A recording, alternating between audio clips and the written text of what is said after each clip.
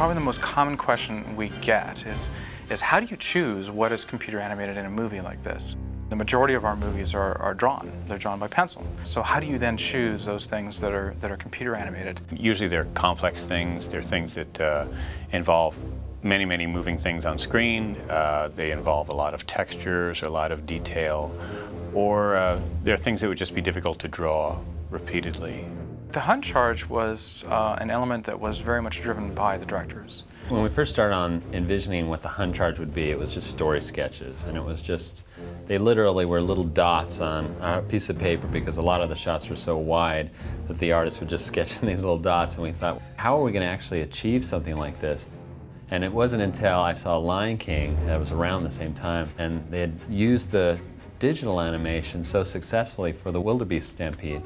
And that's when we turned it over to the CG guys, Eric Guaglione and his group, and they masterfully came up with a lot of great ideas. It's not so much the idea of you take 1,000 of these things and you just run them down a hill and see what happens. You really need to be able to go in. If the director says, I want that one right there out of those 2,000, I want him to be moved up the hill and I want him to raise the flag right then we had to have the ability to do that. And that went down to the greatest level of detail. To create these scenes literally with armies that we could have control of every single character out there. Most of what we did for animation individually was to animate horses running. Sandra Gronevelt did most of the horse animation. I started basically building a horse and testing out how the bones would work and how the mechanics work of a horse. And I'd go to like the Magic Kingdom and watch the Clydesdales walk. I built a kind of a stand-in model made out of Sculpey clay, and that helped me work through the process of figuring out how this one-dimensional drawing would turn into a three-dimensional object. And then we animated Huns on top of those horses individually. We had basically two different Hun types, Chen and Yi, and we ended up giving them different hats, different facial hair features, different expressions, different weapons, different types of clothing. Just for academic sake, I think we calculated it would be something like 60,000 different Hun types that we could have based upon all the different combinations of things we could put on there.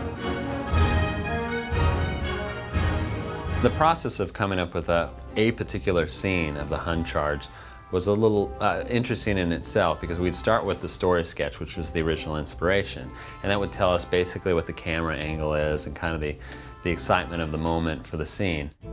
Then we go to layout department, and most of our backgrounds were just, you know, really easy, simple snow planes and that sort of thing. And we'd add a character level that layout would draw, but it would be a static drawing. We'd turn that over to the CG animators, and they would have to make that scene come alive. Once we got the drawing of the background from layout, we would build what's called a terrain, just basically a three-dimensional surface that these Huns would run down. Then we would create a simulation. You describe in a program how many Huns are going to be in the scene, which direction they'll be running. The simulation basically just made sure that the horses ran down the hill and the Huns were active on their backs and that they weren't passing through one another.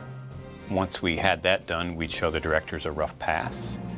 Barry and I look at the scenes, and what we look for is, does it really capture the moment, the energy of the scene? And it's got to look like chaos as much as possible.